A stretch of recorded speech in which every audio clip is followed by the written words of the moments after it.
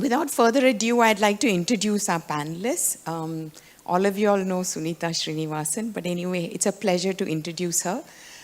She's been writing from the time she's been 8 years old, and she's actually done some research into the Nilgiris plantations, and she's contributed articles to the Indian Express, to the Illustrated Weekly, and the Hindu.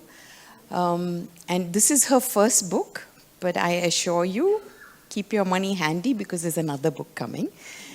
And then you'd ask me, I mean, you all know her, but you'd ask me then if she's only writing, what else does she do? So she has a career that's huge, separate to this, so I don't know how she manages that.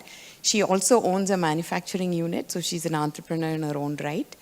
She also is a retail consultant and has been in the beauty and healthcare industry for about 30 years and is very well known for her knowledge of that industry, and she consults with a lot of people.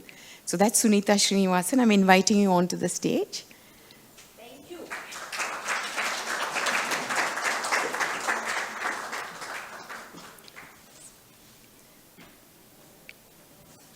Then we have Hubert Rylard.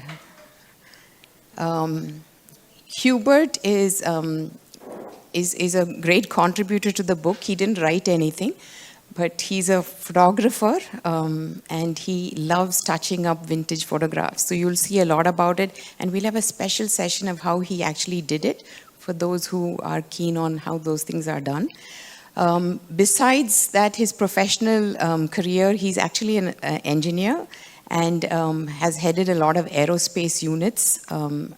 And he came 30 years ago to India. So probably he's more a Bangalorean than we are because he was engaged with ISRO in the very early days. And now he consults and is a very active member of the Indo-German Chamber of Commerce. I invite Hubert now to join Sunitha on stage.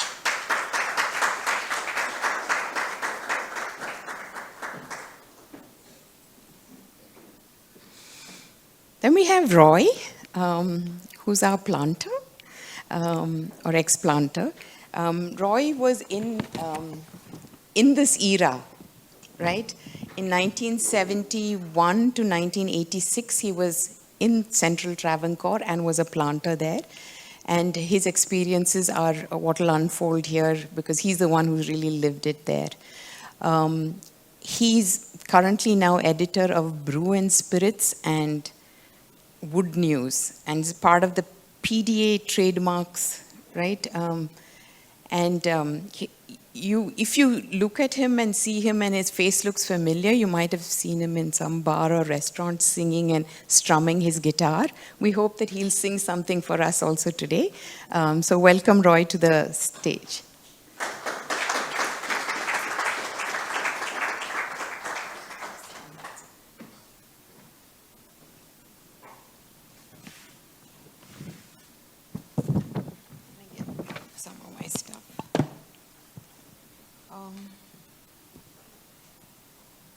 Have all of you all read this book? Don't put up hands. Don't put up hands, because we've got the author here, right? Don't put up hands. But I urge you to read it, and I also urge you to buy, okay, when you go outside if you haven't bought it and then read it. So today we're not going to really talk about the book, so there's not going to be any book reading or anything of that.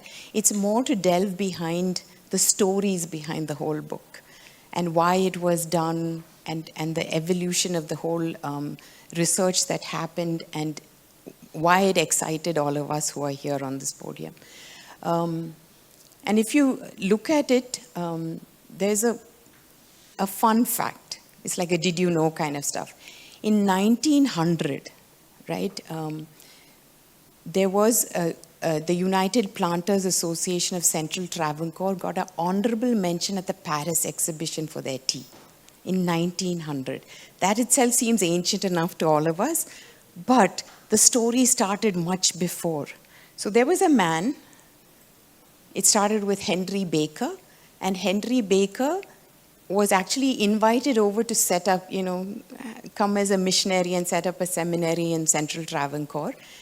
And when he came, that was his, what he's supposed to do, his day job. But what he did is he started also going in and hacking literally the plant thing and setting up plantations in the tribal villages. And there was nobody there at that point. So it was a real activity that the Baker family did. The insight of a little research that I did was that when they first started, they actually started with coffee plantations. And, it's like saying fate plays a role and destiny plays a role. The coffee was wiped out because of a disease called blight. And then they were saying, oh, now what should we cultivate? And then they stumbled on tea. And now the Central Travancore and Munnar, where many of us holiday, is a tea plantation in its own right with Kannan Devan and Harrison Malayalam there. So it's fate plays a role, and it paid it from coffee to tea.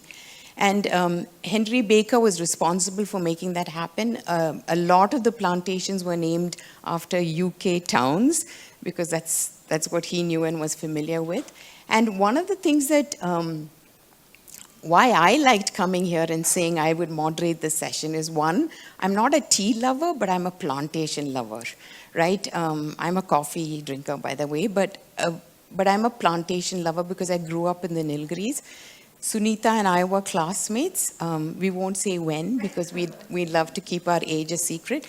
But we were classmates, so when she called and said, okay, we've grown up, and literally we used to study in Coimbatore, and we used to wait for the weekends and wait to go up the hairpin bends just to smell sweet air, right? Sweet air of the Nilgiris. And every time we did it, I think every time we got so excited. We won't talk about what happens when we went down the hills after that, right? But the going up was just sheer excitement. The second reason why I thought I should moderate this panel is a lot of the plantations were owned by women. And I am a big champion of women. And in fact, a company that I run called Equity is only empowering women in tech. So women and plantations is the reason I'm here. But now I'm going to call Sunitha to talk a little about the past and the present, and why the hell did she write this book? Thank you. I think, yes, please. I'm not too sure how to get this mic working, and if all of you can hear me, then I will just go as I am. Yes? No, I think it's working. Yes? Okay. It's on, you just hold it. Okay. So do I need it? Yes. Yeah. Okay, fine, okay. Thanks, Geeta. Like she says, we just go back very, very, very long years, but that's nice. And I also have to say thanks to BIC and Advaita and Shania and all of you who have helped so much with this session. Thanks so much.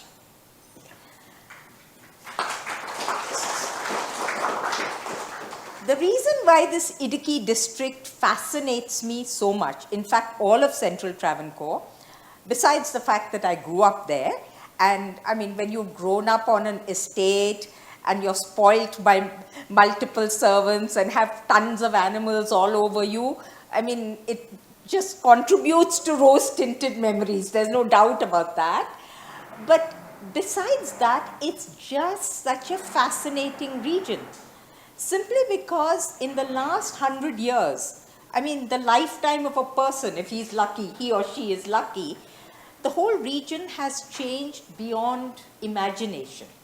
It's gone from impenetrable jungle to a bustling plantation district, which Roy knew. In fact, Geeta will now show you a slide of what the beautiful bungalows were like at that time. And now the tea and the bungalows and the factories and all of this has been abandoned, and it's become a center for tourism, movie making, and education. So, to some extent, what we are going to do is take you through this metamorphosis. Because what happens is when events charge by us so fast, we forget to record them. As a people, we all forget to record them. and especially the lesser known events. As this unfolds, you will realize how there are people who have contributed so much to the development of this region but have been forgotten. So, with your permission, we will play the role of storytellers to kind of take you through the journey that this region and all of Central Travancore have contributed pretty much to the development of this country. So, the same bungalow as it looks last year. These were pictures taken by Hubert on our visit there last year. It's very sad. It's very, very sad because, on a personal note, this is the bungalow I grew up in. So, to see it like this is very, very, very sad. There is also a factory. Do any of you recognize this factory? Do any of you watch Malayalam movies? Yes? Do you recognize? So, if any of you have seen this movie called Lucifer, so this is where the fight scene happened. Interestingly, it's also a factory where green tea was the first experiments in making green tea happened. It's now completely abandoned and is just used for fight scenes in movies, which is so incredibly sad. But let's forget, that part of it. Instead, let's now leave it to Roy to tell you what it was like to be a planter in those heady days.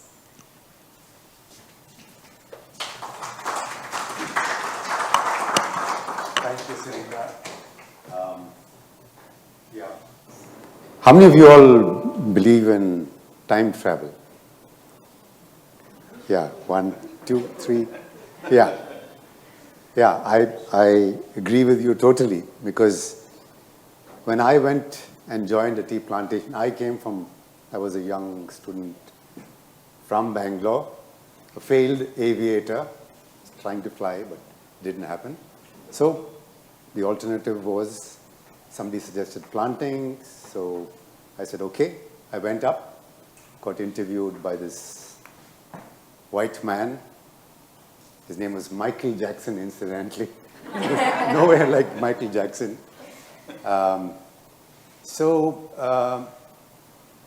Came back and I got a letter saying that you are on the wait list. Somebody else is joining. And that somebody else, that's the time when there was this talk about plantations being nationalized. So this guy said, no, I'm not joining. So fate decided that I would become a planter. And everybody said, you're going to join planting? You take a bet, within a week's time, you'll come back. So I said, okay, let's give it a shot. So here I was, this guy from Bangalore at that time was Beatles, hippies, the hippie culture. So it was progressive. And from this sort of background, I went up the hill with my guitar. It's still the same guitar, which is, and a pillow and a suitcase. So I landed up there, covered in mist, cold as hell. And I landed up, fortunately for me, a Parsi family. They were very nice, but work was tough. And then, of course, when I'm talking about time warps, it was like a culture shock, the whole existence.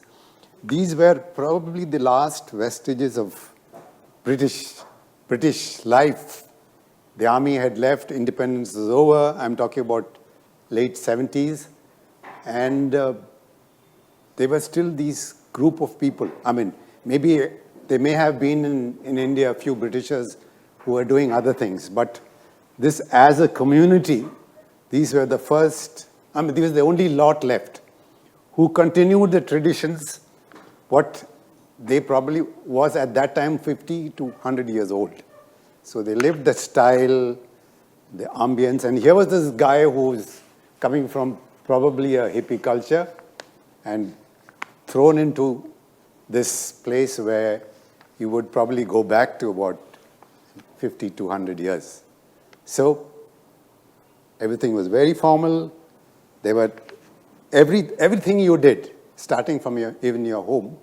The cooks or the butlers were trained by all the Britishers. They worked as they call them, kitchen coolies, which basically is an assistant to the cook or the madam. And they learned the art, and then they came around, and as young assistants, we were given one of these guys. So they were trained by the Britishers, so the sitting, the eating, the food was all there. It was very similar to what the Britishers ate. So the bungalow as such was sort of mind-boggling for a guy who's come from Bangalore. So there was this huge rooms. They are from the district, so they would know what the bungalows of those days, with these tubs and iron stoves and all that kind of stuff. From another generation. And club life, that was another thing. The whole social life revolved around the club. So the people like me there were a lot of people from, say, Delhi, and mostly Delhi, because they liked people who studied for some reason, who studied in St. Stephen's. So you would find about, I think, 60-70% of the planters, the youngsters who joined, were from that background. Probably Britishers liked them because of they played games and they could speak and drink. Yeah, that was another thing. So I rather read a little bit.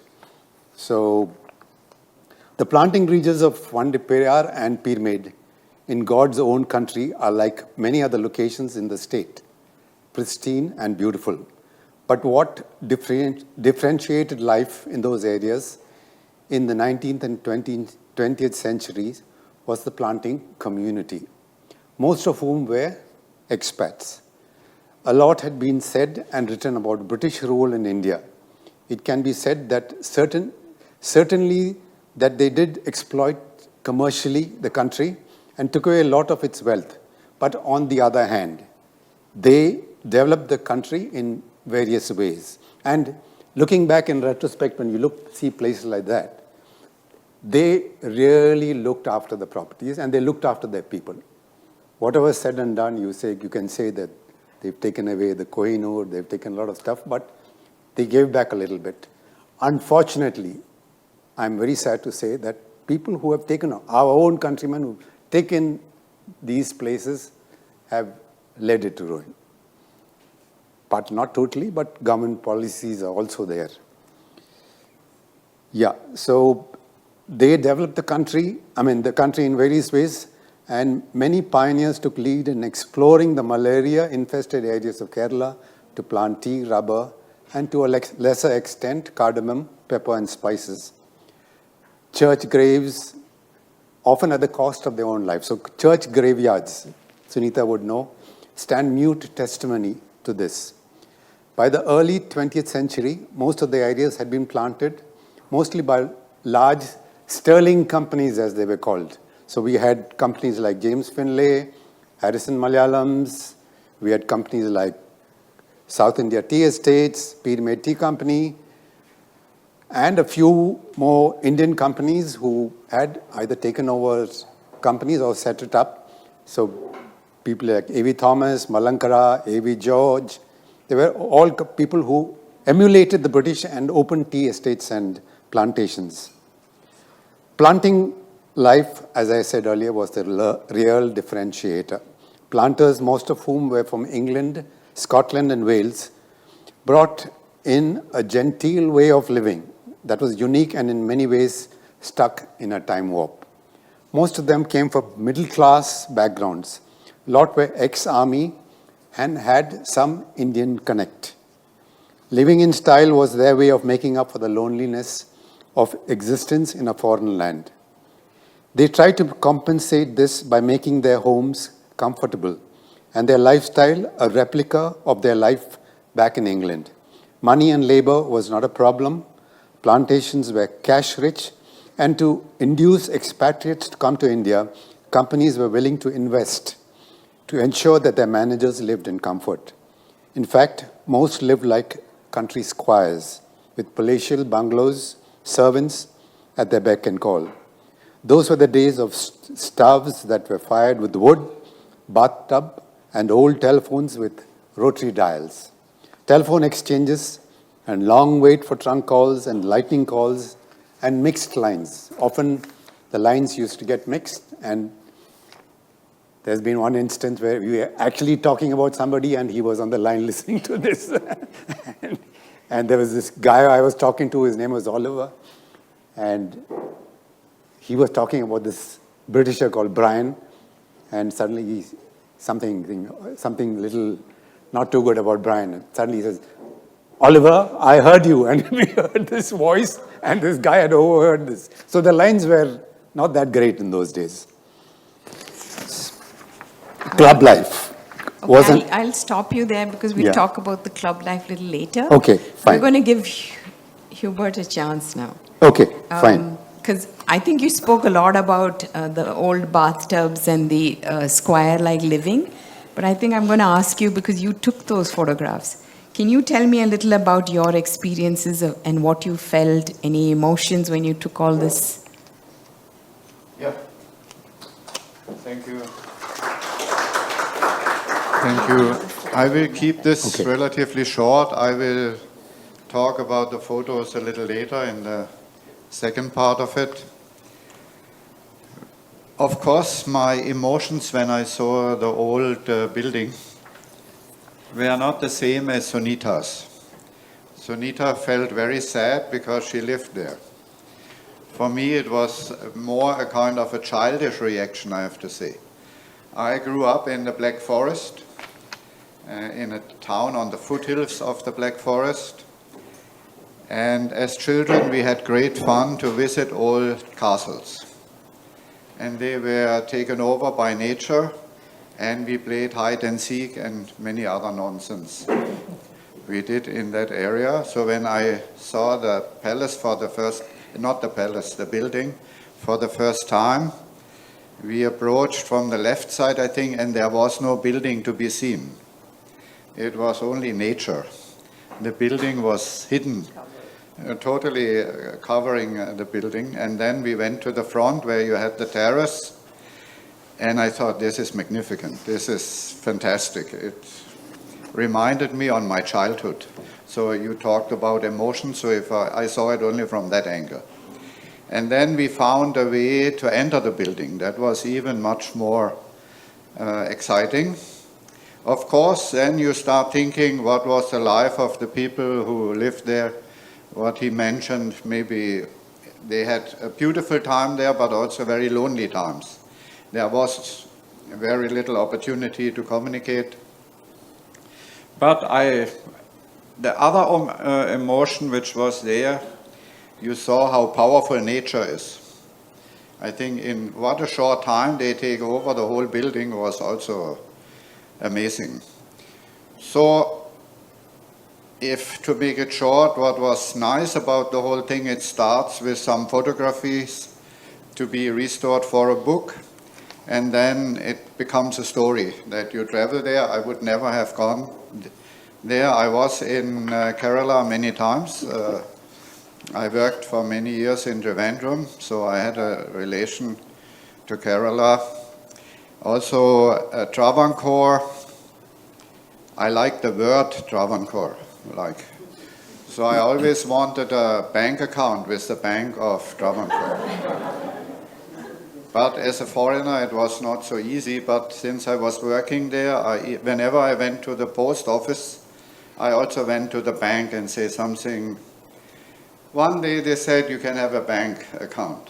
We allow you as a special, whatever they discussed. But then it was a very sad day because they were renamed already to State Bank of India, which I also respect as a bank, but that was not my dream. So when I look at this area, of course, it's totally different than the Black Forest. Black Forest is an artificial forest with 300 years old, maybe needle trees. This was totally different. It's, I think, a very intense green, what you can see, and it's also a little bit misty. So it's, from that angle, not the same, but as I said, it brought back all the memories from the childhood. And regarding the photos, I will talk a little later, so just as an introduction, it is a fantastic area to visit, that I can guarantee you.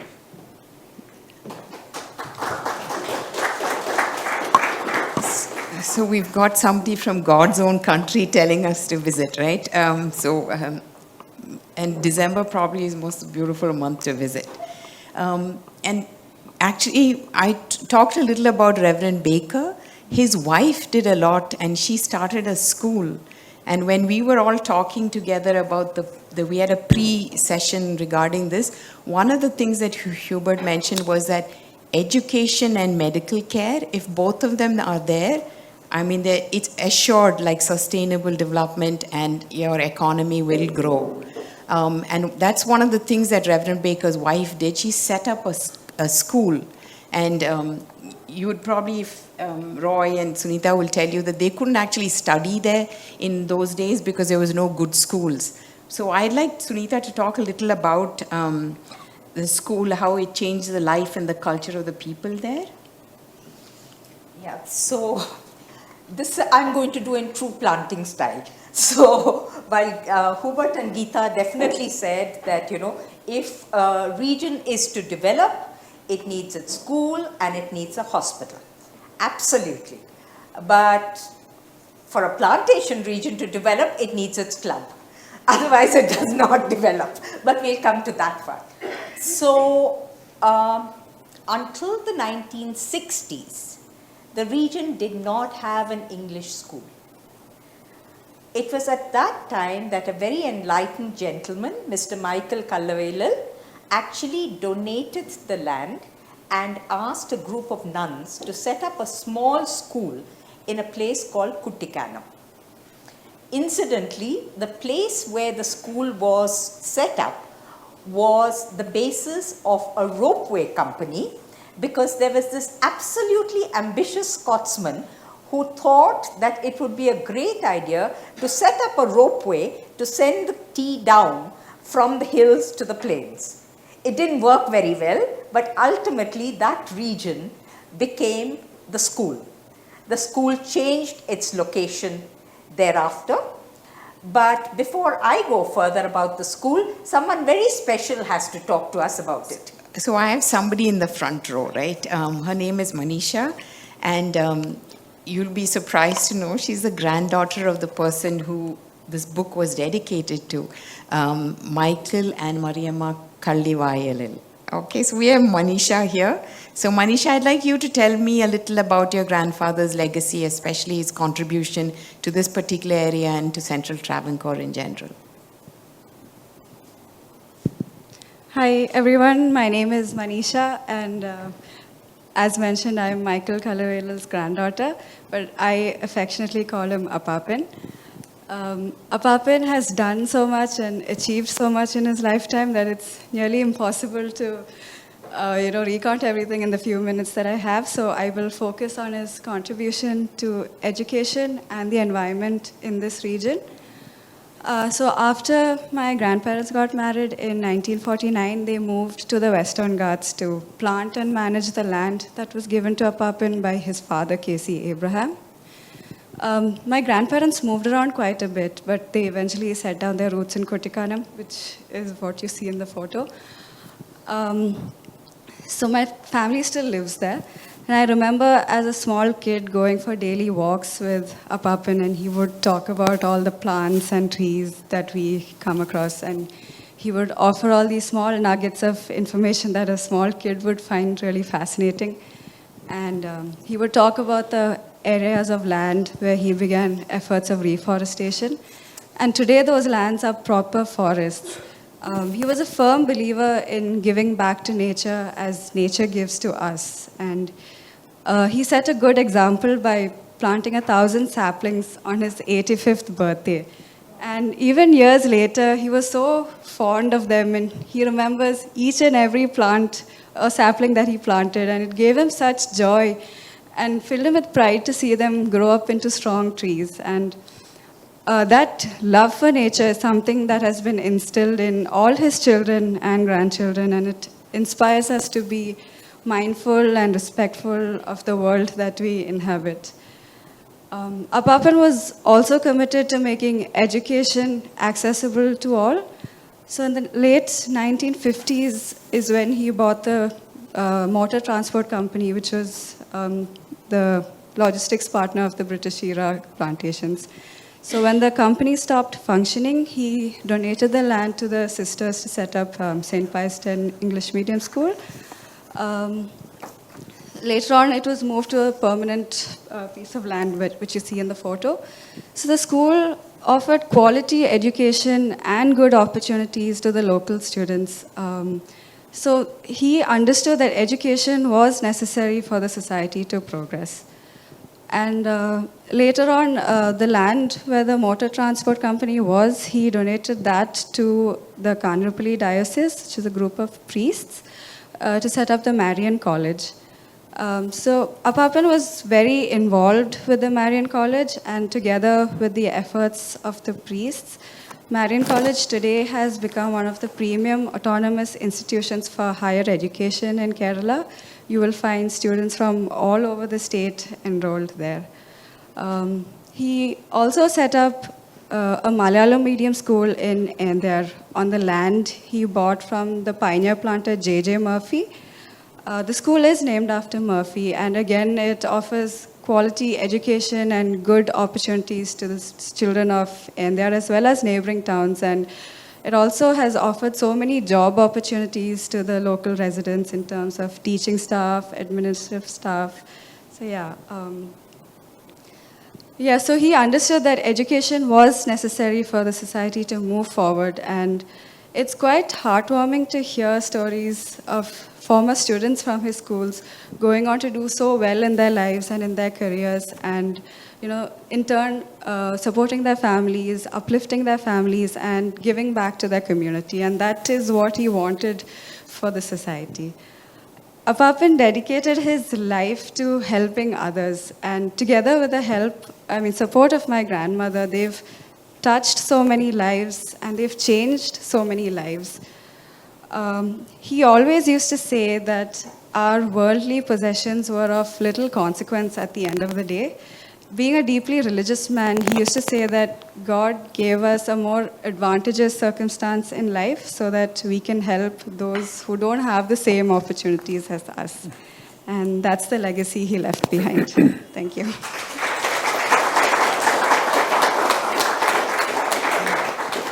Wow, that was awesome. And if we're talking about unsung heroes, now we know that he was a hero and he was really unsung, because not many of us, I think many of us here are from Central Travancore, but did you know about the person who really gave back to society in such large measures and, like you said, changed lives, touched lives? It's so immense. And that's what is so great about what Sunitha has done, is these unsung heroes.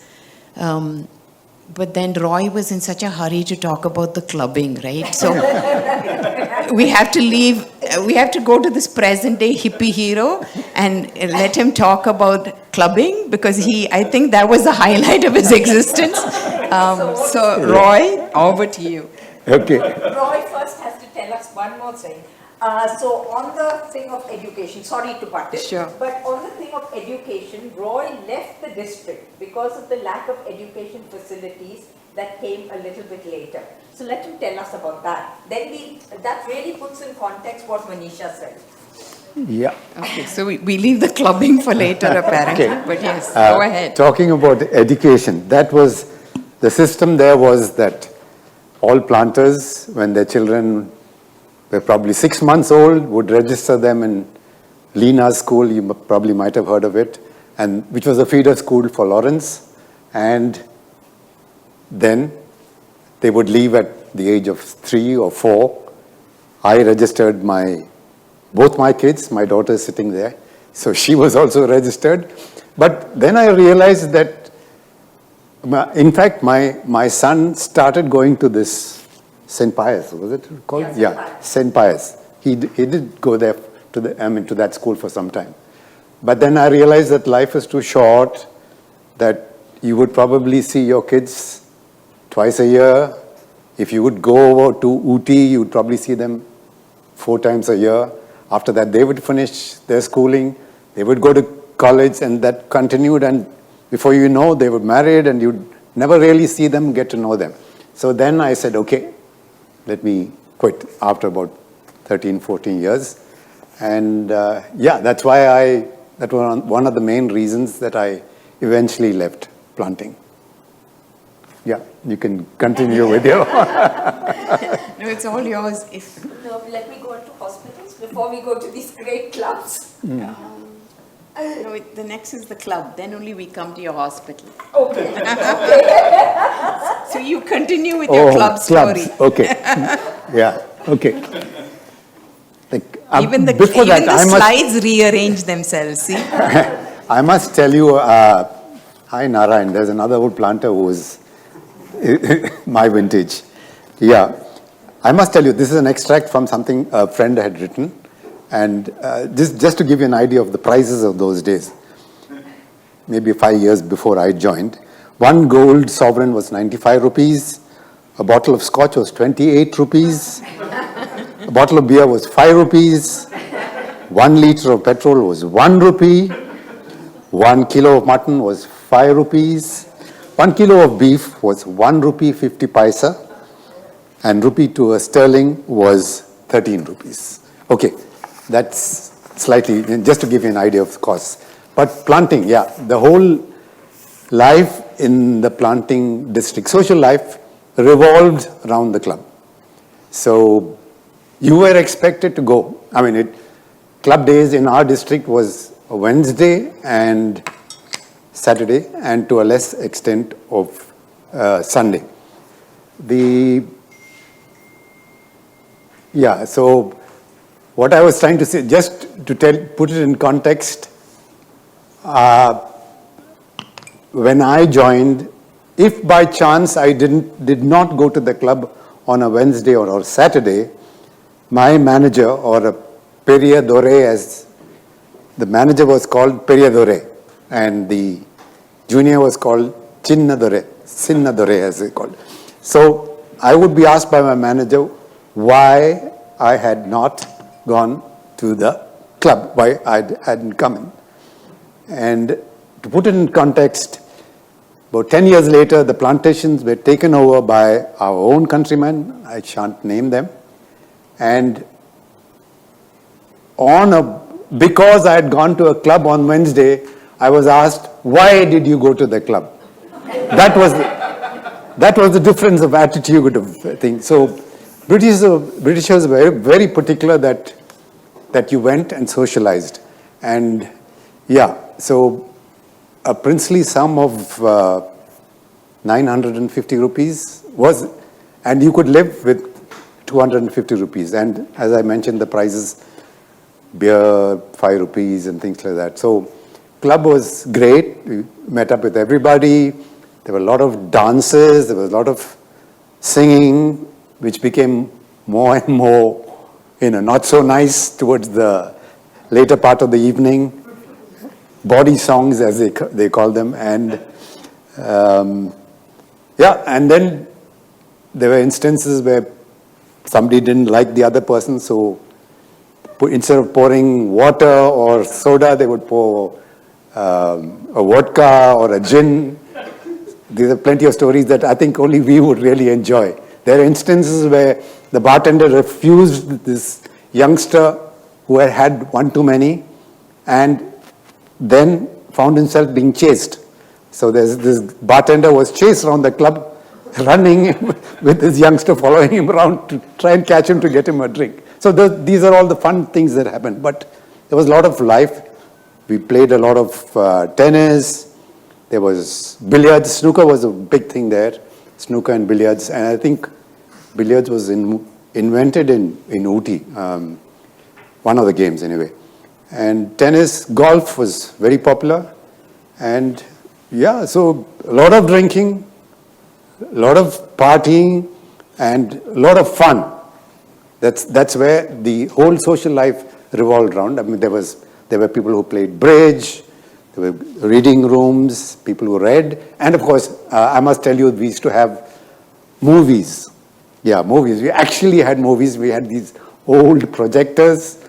Half the time, we used to get the films. Have you sat through any of those things? Yeah. The film used to come up from Cochin or something like that, and half the time it was broken, and so it used to be spliced, had to be turned around, but everybody enjoyed that. So once a fortnight, there was movies, which we sat through, and yeah, it was a lot of fun. Maybe Sunitha can tell us more. As you can see, he remembers it in detail, Wednesday, Saturday, Sunday, and all that, right? So thank you for that, Roy. But I think all of us who are from the hills or, from plantations, we still have that little bit of that need for club life, right? In fact, I've now not even given up my Gymkhana club membership in Ooty as yet. Every year I renew it. Have I ever gone? No. But that card makes me feel I still belong. Sunitha, could you tell me a little, before we go on to your education story, that the current people are, who they've inherited, the bartender is, you remember you were telling us a story about that? Yeah, so the sad thing about the two clubs in the Idukki district, especially the Peedmate club, which I visited, and where I remember growing up, literally grew up in that club, is that just three people, one being Manisha's father and the other being her uncle, keep it alive. They have a 9-hole golf course, and these three gentlemen play golf there every Sunday morning just to keep the club alive. And there's another gentleman, Mr. Stanley, who plays billiards there every Tuesday or something, again to keep the billiard table alive, and that's it. For the rest of it, the club is funded by the movie industry, who hire it out to shoot scenes of camaraderie. The one scene of continuity is that the brother of the original bartender who was chased around still exists, and he mans the club. But those were also days when planters were found in bushes on a Monday morning after a very good weekend in the club, but never mind. Yes. So, can I go on to the hospitals? Of course. Which have been dying? One loves the club, one loves the hospitals. God bless me. Why am I a moderator? I don't have a picture of the hospital here. You don't, yeah. But again, until the 1960s, the district didn't have a hospital. It was then that a group of planters got together and decided to actually set up a hospital. Because until then, it was a situation where the estate hospitals were absolutely rudimentary. So the estate compounder would make some carminative mixture, and you would be given that carminative mixture for anything. I mean, from stomachache to dysentery to whatever. And the other thing was Vicks. Whether you had broken a bone, sprained a bone, whatever, had a cold, it was Vicks. That was it. That was the extent of the medication we were given. So then this group of planters, Manisha's grand uncle, by the way, Chako Kallavelal, was one of the people who was behind this whole venture. The royal family of Travancore donated the land through one of their companies, TRNT. And then this group of planters set up a basic hospital. This hospital really came into its own when it was taken over by a wonderful gentleman called Major General P.T. Joseph. He was the Surgeon General to the 3 armed forces and the personal physician to the President of India. He retired and settled in Mundakayam, and he took over this hospital, which is when it really came into its own. Today, it's a multi-speciality hospital. It's massive. It serves the entire district, but still remains very friendly and very affordable. So now I've said my piece about the hospital. Well, that's great because I remember when we were growing up, we had one Dr. Devraj. I don't know who anyone from Kunor will remember. And since we were supposed to be so illiterate, they used to have like diamond shapes on the bottle, and you're supposed to sip only that as one swig of whatever. I don't know, it's some colored water, and it's supposed to cure all kind of stuff. It is red water for something, green for something kind of stuff. So it's just colored water, in my opinion, but we were cured. But now I'm going to ask Hubert to talk a little about, because Roy said about vintages of, the British, is still back. But why did all these people come from the British Isles and, start planting and make this place a home and a career? Why? Yeah, maybe I'm the wrong person to answer that. We'll just pretend you're white and that you're British. So I'm from the Black Forest. I cannot look in the brain of these people. But allow me, nevertheless, 2 remarks before I come to that. Sunitha mentioned General Joseph. He is also described in the book. And when you go to a certain place, then what has to happen that you feel good at that place? And what makes a difference to another place? So I would say people like Dr. Joseph make such a difference. I mean, he was a very good surgeon, and in the book you get a description. I could sense that he is an army doctor. So he didn't ask whether he has all the right instruments. If somebody was sick, I think he operated. And he saved the life. I think people from the royal family got saved by him, and we are thankful for a lifetime to him, and many other people. So I think you should buy the book just to get the story of General Joseph, because it's one of the impressive personalities in that region. What I wanted to say with whether you feel welcome at a certain place has to do, in my opinion, again with 2 issues. That education is available for the people makes a huge difference, which you may not see all the time immediately in statistics, but when you visit a place, you will feel the difference. And the second thing is whether health care is available for everybody in the society. These 2 factors make you comfortable in a place, I feel. And that's what happened when I had the pleasure to visit this area. You have somehow a positive feeling, and you don't know all the details why it is like that. Then when you look at history, normally in history you get the big figures. This and this happened because of colonialism, this happened like this, and all these discussions are also important. But what you also should see is what is the impact of something on the day-to-day life. And there I would say that the royal family in Kerala played a big role in establishing education in Kerala. So they said education should be available for everybody. I mean, that is mind-boggling. If you see, there was no force for them to do that or anything. It was, they were convinced about it and they did it. I think that is,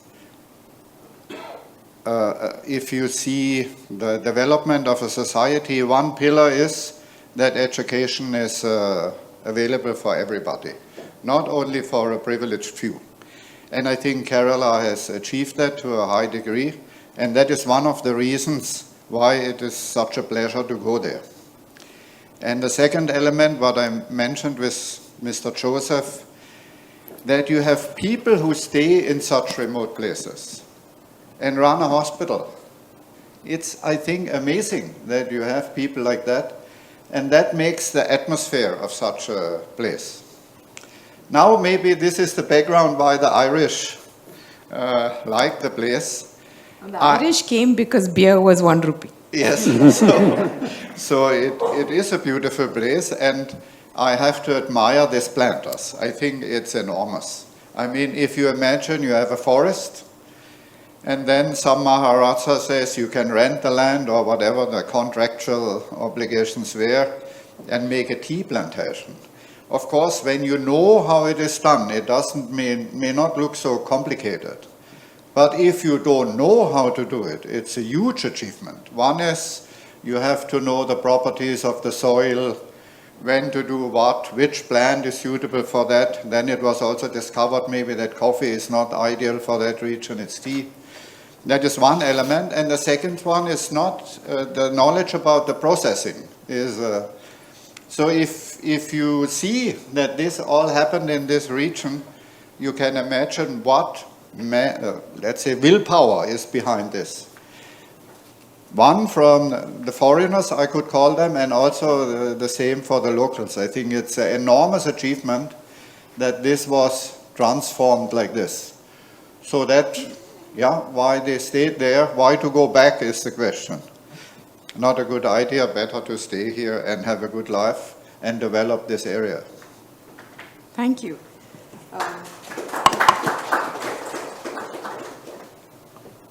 So I said I wouldn't read from the book, but I'm going to make you read, Sunitha, okay? So be ready. I've got it marked here. So why I'm reading a little bit from the book is there are nuggets of wisdom. So it's a lot about unsung heroes that we've talked about, but there are nuggets of wisdom. For example, here they say, it's an amazing nugget that is very often overlooked. It was one of the first, if not the very first region in the country to consider the idea of manufacturing green tea. Can you imagine that it's all, Kerala for its literacy, but Kerala for its green tea? But I'm going to make her read something else because how many of you are like Jeffrey Archer? Yeah, he makes a book from even going to prison. God bless that man. But he wrote all these short stories, Cat or Nine Tails or whatever. All of them had twists at the end of every chapter. But Sunitha's book has a twist at the end of every paragraph. Can you just read just this bit? This one. Yeah. Not sure what the twist is or what we are supposed to find, but never mind. This is a surprise. India started growing its own tea in the mid-1800s. The story goes that the original tea plants were stolen from China and brought into India by Mr. Robert Fortune, who spent about 2.5 years from 1848 to 1851 in China working on behalf of the Royal Horticultural Society of London. Mr. Fortune's stint in China is interesting to say the least. He is believed to have smuggled himself into a tea plantation disguised as a native. Once on the plantations, he allegedly stole the young plants that were thereafter smuggled into India. So here's the twist. It later came to light that perhaps this whole cloak and dagger act was not even necessary. Tea was already indigenous to Assam. Thank you for that. And now you can see why you have to step out and buy this book, right? Because everything there, and I'm telling you, I had to read and reread it. As you can see, it's multiply thumped because it's every time you read it, it's like a little like Alice in Wonderland. You keep seeing something new, right? And these unsung heroes. So now my heroes are going to rest a little, and we're going to make Hubert do all the work now. One more bit for me. One more bit One more bit for me. Oh, I'm sorry. The royal family of Travancore yes. had two very beautiful palaces in this region. And these palaces are absolutely phenomenal simply because at the time when the Maharaja, I'm sorry, I forgot the mic. At the time when the Maharaja and the Maharani were in residence, there were some phenomenal moments of history that took place in the country. So it was when Maharaja Swati Tirunal was in residence that he was given the formal information about the secession of princely states. It was when Maharani Gauri Parvati Bai was in residence that the Newspaper Act came into being. Now, these two palaces are a complete study in contrast. One of them has been bought by the Kalavelal family. They maintain it beautifully, and it's absolutely a credit to a palace that once was majestic. The other one is really sad. It's a very beautiful palace. When you enter it and see the wooden roof and the beautifully tiled floor, you realize just how grand and how wonderful it was. Unfortunately, today it's just used by the movie industry to shoot ghost scenes, and perhaps the most beautiful part about it are the make-believe spider webs that they put all over the place. The only good thing about it is that it's been declared a heritage site, and hopefully the government will take it over. Now I will give it to Hubert.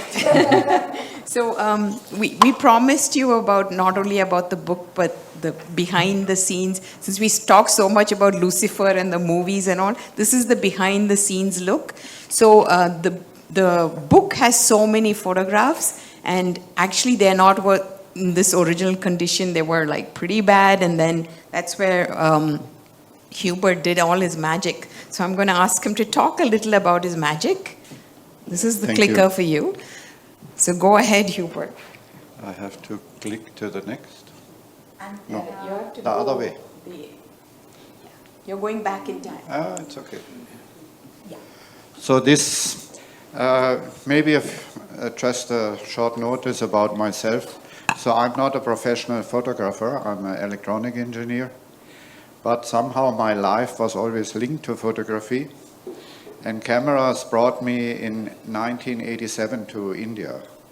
So there was an agreement between the German and the Indian government that India will provide satellites and rockets for space experiments, and Germany will provide cameras, sensors, and other things. So I was responsible in installing a digital camera 35 years ago on an Indian satellite here in Bangalore. It was also a three-dimensional camera, so that would be a subject on its own. But it was always somehow my life was linked to photography and cameras. And I inherited some beautiful old analog cameras from my father, which I still have here in Bangalore. Also, that could be a subject for some next book, or some say it will appear in the next book. So this is the wedding, and here we had a few challenges. One was that this is what you would call nowadays a panorama photo, so very wide and not so high. So if we would have to shrink that on one page of the book, you would see basically nothing. So then I think the publisher, or I don't know who had the idea, not to destroy this beautiful photo, he had the idea to make it in front and back. So I think that was pretty good to have the full photo in the full length, that you can also see the individual people in the photo. So that was the background to save this. If you compress this to one page, you would see basically no figure anymore. And the photo was in a bad shape. You can see this, I made a little copy on that. You see, that's how it looks. So you can see all these faces are basically non-existing. So to restore this, you can use software like Photoshop or Lightroom, and then you get it back in now it reacted double. So it's still not perfect. What helps to make it acceptable that it is smaller, and you have a lot of software where you need special filters and all that to try to restore these faces. It's not an artistic job, I have to admit, because you should make it as it looked before, not using Photoshop to have some aliens or something at this wedding. So then the next one was this one. And here I think you will see also the difference. This was the original photo of this car, and this was after the restoration.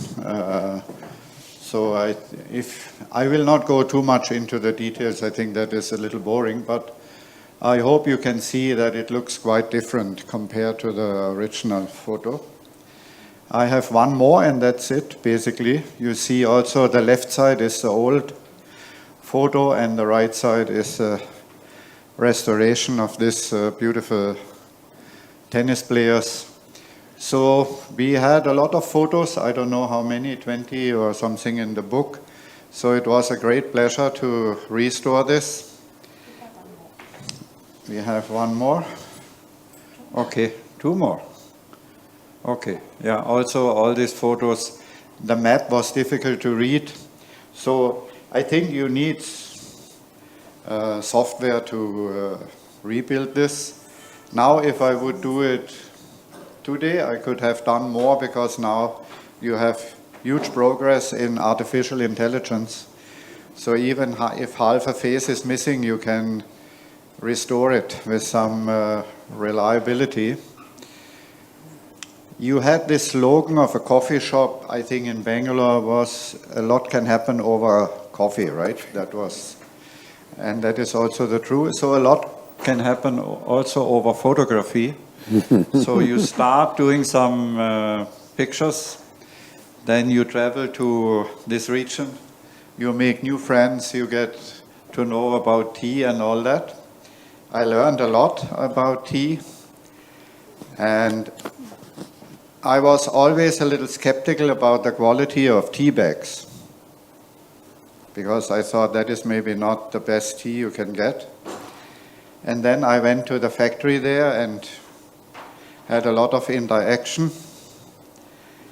And ever since then, I never have used a tea bag again. Because these people... Don't say the secret. The secret I will tell, because these fellows call it factory sweep. So then I said, better to see physically how the tea looks like and make it like that. So I'm a coffee drinker, but I drank tea all my life, but I drink more since this visit. I think that is, the product quality is, I think, excellent. What all the developments behind that you see this destroyed buildings, that it's not competitive anymore, what all happened, I have no special knowledge about that, but that is a fact. But it's also a fact that they are trying to recover. So green tea becomes a big issue in the region, and maybe selling to smaller shops in Europe, specialty shops, that may be a better idea than just filling up some Assam tea. What I also learned can happen if you are not having the name in the international market, but I think they deserve that this tea is really respected. So these are just a few impressions. If you want to see the photos again, buy the book. You will see the photos, and if you want to know more about restoration or so, we can discuss that afterwards, or you can have my business card or whatever and can approach me. Thank you. Thank you for that. So a lot of salesmen on this panel to buy the book, buy the book, buy the book. But before we have our Q&A, we'd probably like to end it with Roy, because, you know, we've got him, might as well hear him sing. I've never heard him sing, so if he's not good, don't blame me. Huh?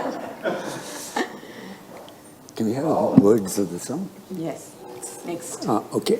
So we were saying what he's going to sing is so apt because it's all about the past and the unsung heroes, and so we want him to sing. And if you all want, welcome to sing along to drown his voice. But first of all, let me clarify that I'm not going to sing a solo. I'm going to get everybody to sing along.